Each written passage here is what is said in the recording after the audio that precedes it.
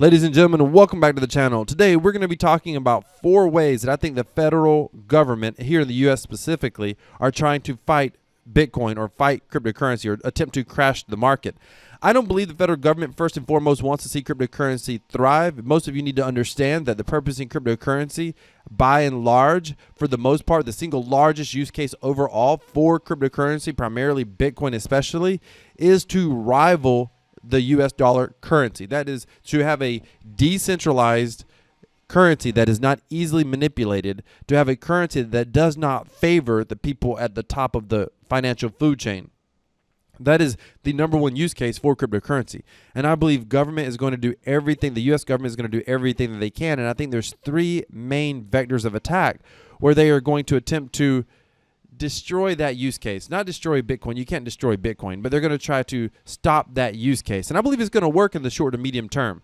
We're not at the point where, U.S. citizens are trying to economically revolt. The technology will be there if they ever want to do that, but we're not at that point yet, and I hope we're a long ways away from that. However, what are these 3 vectors of attack? It's all through regulations. Now, recently did a video talking about Bitcoin going to $5,000, and I talked about and by the way, I'm long-term bullish on Bitcoin. Long-term bullish on Bitcoin. The most apex asset that I have, I'm most bullish on. Bitcoin and Ethereum, but definitely Bitcoin. So when I say this, and I did that video talking about Bitcoin going to 5,000, I'm still dollar cost averaging. It's just a matter of I'm not going to be shocked if it goes to $5,000. People keep talking about it's going up because it's great content for their audience and everybody wants to hear that. But somebody's got to tell a little bit of the truth. I want my audience members to be prepared. So I try to be objective. Listen, I believe in the technology, but I believe it's coming under attack. And I believe that there's a lot of other factors going on right now that could cause the price to go down. So if you want to see that video, I'll link it above. I'll put it down in the description. And hopefully it doesn't go all the way down to $5,000, but it's not going to be shocking. And it blows my mind when people talk about there's these support levels that can't be broke, these support levels that can't be broken. I'm thinking, are you ignoring the new fundamentals that we have right now going on that we have not had in previous bear markets? I think the answer to that is yes. Or they're not ignoring it. They know it, but they know that it doesn't get the best views on YouTube, so they don't want to talk about it. Listen, that's not who I am. I want my audience to be prepared as best as possible. I want us to be on this journey together, learn together, grow together. So check out that video. But one of the things in that video, I talk about regulation. So the 3 main regulations that I think could affect crypto the most, first and foremost, is stablecoin regulations. I believe that it's possible we're going to have some strict stablecoin regulations. Now, depending on how strict they are, could cause a significant price crash in crypto. That alone could see us get down to $5,000 per Bitcoin. Now, a lot of people say that they don't think there's stablecoin regulations coming. They think it's just a lot of posturing by the government. I think the stablecoin regulations are going to come. By the way, nothing in this video is financial advice. Nothing in this video is financial advice. I'm not a financial advisor. I'm just a very passionate cryptocurrency YouTuber. I believe that stablecoin regulation is coming, and I believe that it could be stiff. If they ever decide that USDT and USDC, they're both supposed to be backed by US dollars, but that backing is not in liquid US dollars. USDT particularly is very questionable what they consider their USD backing. I mean, USDT literally has loans that they've issued to one of their other businesses. Basically, they've issued a loan to themselves, and they're calling that backing for US dollar, but they can issue any amount of loans they want. I mean, it's crazy. It's sketchy as crap. But if they require these stable coins to have liquid USD behind them, then I think that could potentially collapse the crypto market, because Bitcoin, it's important to understand, most people coming in and out of Bitcoin oftentimes hold stable coins. So if you don't have that ability, I think we could see a lot of people become uncomfortable without having a good stable coin. And I think we could see a lot of them sell their Bitcoin, and that could collapse the price significantly. That's #1. #2, I think we're going to see we see a lot of talk right now. The FBI just tweeted out talking about all the bad things going on in DeFi and all the exploits. And if you've ever been exploited, just report it here and yada, yada, yada. Which, by the way, they're not actually going to get your money back, but they may be able to chase down some criminals, and that's not a bad thing. Typically, when you have stuff like this happening, the powerful lobbyists, like the financial industry, does not want crypto to exist.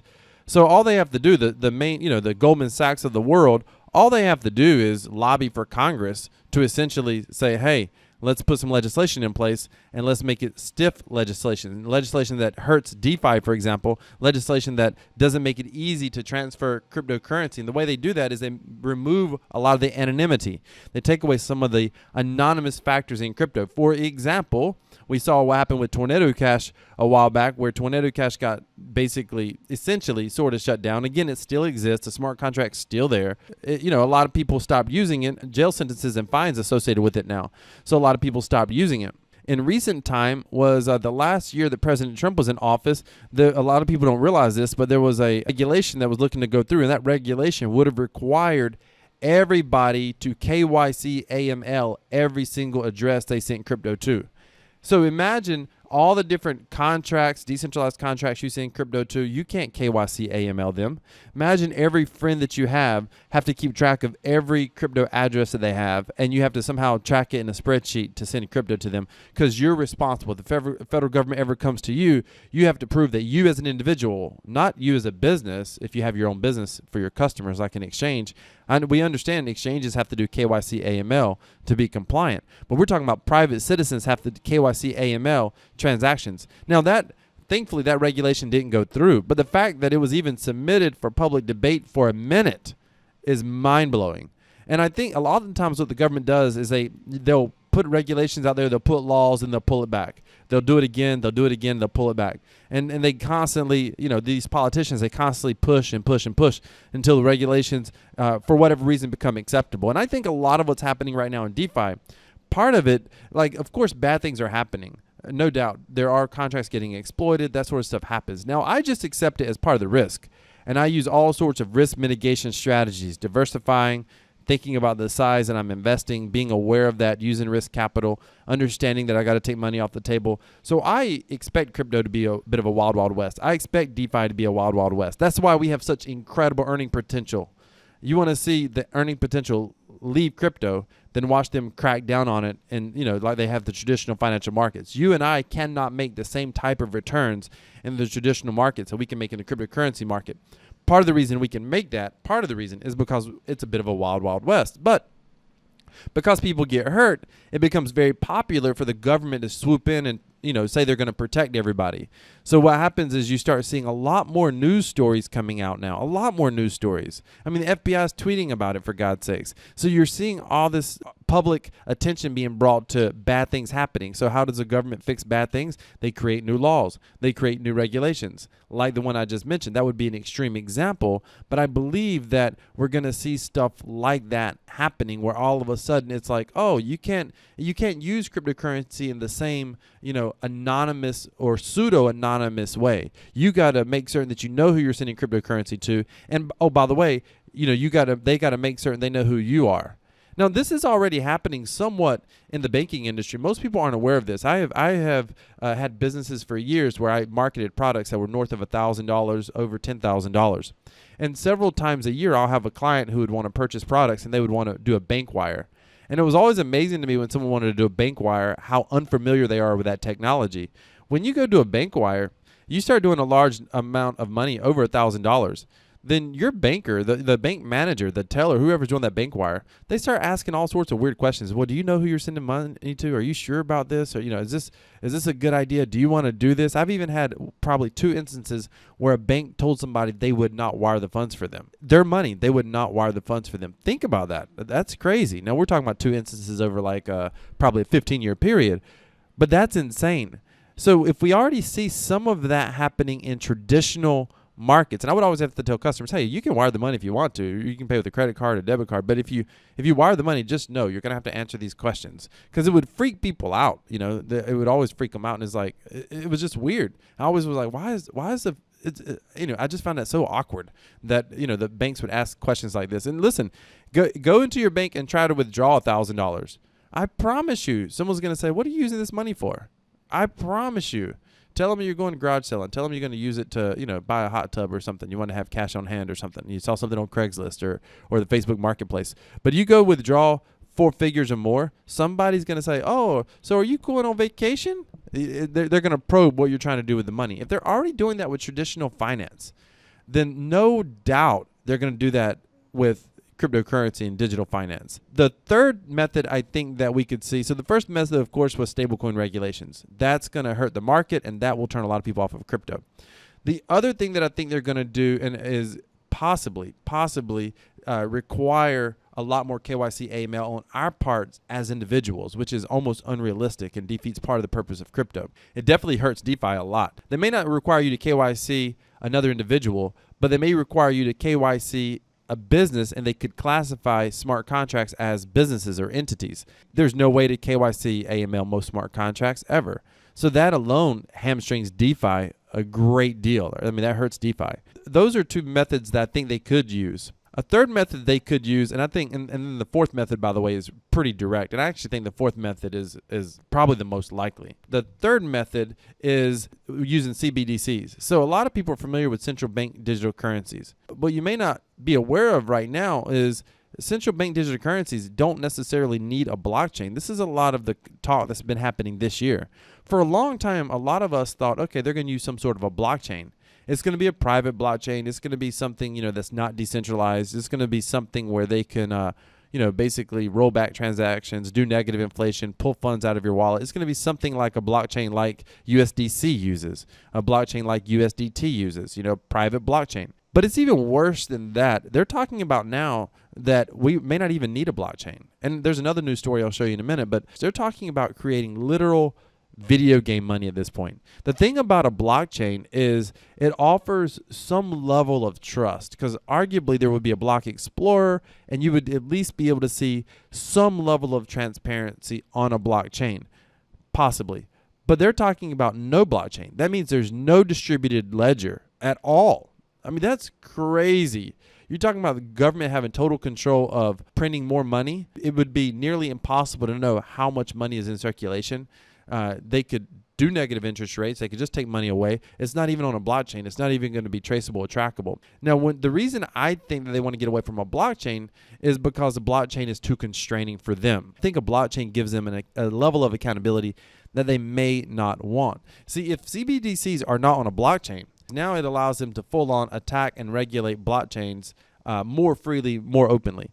And one of the benefits of CBDCs, I felt like, was that the average citizens would learn a little bit about blockchain.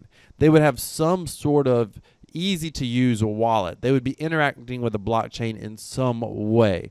So I thought that was possibly a good thing on the road to mass adoption. But now you're talking about not even using a blockchain at all. In fact, there's this new article out, CBDC alternative. We might not even need a central bank digital currency. This is taking it the next step further. Now, listen, ladies and gentlemen, we're covering stuff on this channel right now that most people are paying no attention to. People are not aware of this. They don't even know this is happening. I mean, the average people you work with, these are public news stories. I mean, you can find, how did I find them? I just searched them on the internet. These are public news stories. Right here's the link. I mean, anybody can see this stuff, but people literally do not even know it's happening right now. So the Federal Reserve Instant Payment System. They're talking about rolling this out by next year. FedNow could go live between May and July. That's a 2023. Federal Reserve Vice Chairman, however you say that, announced today that FedNow is scheduled to launch between May and July of 2023. My guess is that, the federal government is worse than a developer at trying to hit a deadline. So my guess is it'll be later than that if it happens. FedNow is the Federal Reserve's instant payment service. It will allow households, businesses, and financial institutions to settle transactions at any time of any day. Federal Reserve Governor Michelle Bowman believes FedNow resolves some issues that a CBDC would address. The Federal Reserve says that it will introduce an instant payment service, FedNow, by next summer. The Federal Reserve is getting ready to launch FedNow, a new payment facilitation system that could mitigate the need for a central bank digital currency. So this is going to be very, very interesting. Again, we've talked about there could be stablecoin regulations. They could attack privacy and require individuals to do much more aggressive KYC AML. They could do something like FedNow and not even use a blockchain at all, therefore minimizing blockchain, opening up more stricter regulations on blockchain currencies. That could happen. But what's most likely to happen, and listen, I'm going to share this with you now, and I'm going to tell you the best way to mitigate this. A lot of the three things that I mentioned just now, a lot of people say, well, that's not going to happen. A lot of people like to say the federal government doesn't want to restrict cryptocurrency because big finance is in crypto. I'm a little bit skeptical on that defense, because even though more and more financial players are coming into crypto, they're really coming in they're trying to sell a product to their customers and earn a commission. That's what every financial product does. I think it's less about, they really believe in it. They're really speculating on it. Most banks are not holding any of their assets, any really large amount of their assets in any form of cryptocurrency. They probably hold more precious metals than they hold of any actual cryptocurrency. So big finance, yes, they're selling their customers access to crypto products. That's not even a big deal yet compared to the whole overall world of finance. If you look, someone says it's a big deal. It's millions and millions of dollars. Yes, but you're talking about a market that is billions and billions and billions of dollars. So it's still a tiny percent of the total market. So we don't see a lot of big banks and financial companies actually investing in crypto. This next attack, the fourth attack that I see coming, will still allow them to profit from that and will allow them to basically serve their best customers who want to invest in crypto. And it will allow people to still feel like they're investing in crypto, but it hurts the fundamental use case of crypto, which is being able to use it as an independent financial vehicle for individuals, whether it's investing in DeFi products or whether it's, transacting in cryptocurrency because you want to transact in something other than US dollars, for example. This next regulations stops the average individual from using it as some sort of a financial instrument. What am I talking about? I'm talking about allowing only accredited investors. In the States, hedge funds, the average people on Main Street can't invest in hedge funds. Average people on Main Street cannot invest in a lot of assets, futures markets, for example, the options markets. You have to be an accredited investor. That means you have to have an annual income of at least $200,000. You have to have, or $300,000 if combined with a spouse. There's also another stipulation in here where you can have like $1 million+ net worth, and I think it's not including your home. But this prevents average people from transacting in crypto, but it still allows the financial markets to service the overwhelming amount of their customers tend to be accredited investors in private finance, any form of private finance. There's a lot of money made on those clients. I got a buddy of mine who's a commodities trader. By the way, commodities, you have to be an accredited investor to trade in commodities. And he told me a long time ago, he said, listen, we've been talking for a long time. We can't believe that they allow average people still to invest in Bitcoin. Like, that regulation could be coming down. They believe it could be coming down within the next 1 to even 2 years. And that basically kills the idea of using cryptocurrency for a financial instrument for most people. Most people who are investing, you have a money manager of some sort. You have a financial advisor that's managing your funds. And they're just investing in funds. They're not investing in like raw cryptocurrency. Your financial advisor doesn't hold your gold in his office. He's not buying gold for you and sending it to your house. He's investing in some sort of financial vehicle, that some ETF on gold, for example, something like that is what he's investing in.